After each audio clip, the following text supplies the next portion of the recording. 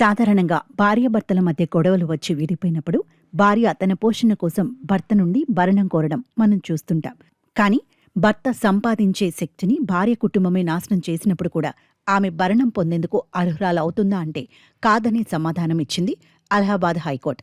భర్తకు జరిగిన అన్యాయాన్ని గుర్తిస్తూ జస్టిస్ లక్ష్మీకాంత శుక్లా ధర్మాసనం ఇటీవలి ఒక చారిత్రాత్మక తీర్పును వెలువరించింది.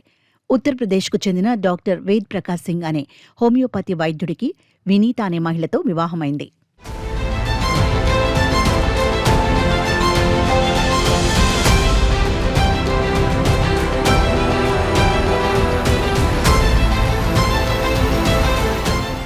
అయితే 2019 ఏప్రిల్లో వేద్ ప్రకాష్ తన క్లినిక్లో ఉన్న సమయంలో వినీత తండ్రి మరియు సోదరుడు మరికొందరితో కలిసి వచ్చి ఆయనపై విచక్షణారహితంగా దాడి చేశారు.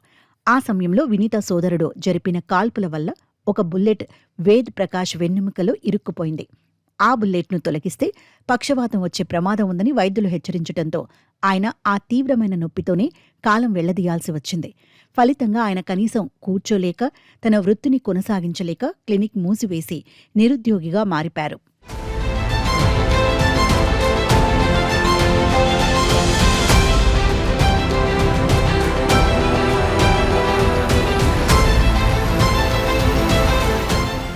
ఇంతటి దారుణానికి కారణమైన భార్య వినీత ఆ తర్వాత తనకు జీవనాధారం లేదంటూ భర్త నుండి భరణం కోరుతూ కుషీనగర్ ఫ్యామిలీ కోర్టును ఆశ్రయించింది. అయితే భర్త నేడు సంపాదించలేని స్థితిలో ఉండటానికి భార్య కుటుంబ సభ్యులే కారణమని స్పష్టం చేస్తూ ఫ్యామిలీ కోర్టు ఆమె విన్నపాన్ని తిరస్కరించింది. దీనిని సవాలు చేస్తూ ఆమె హైకోర్టును ఆశ్రయించగా అక్కడ కూడా ఆమెకు చుక్కెదురైంది. భర్త సంపాదించే సామర్థ్యాన్ని భార్య తరపు వారు దెబ్బతీసినప్పుడు ఆ భర్త నుండి డబ్బు ఆశించటం చట్టరీత్యా చెల్లదని కోర్టు స్పష్టం చేసింది.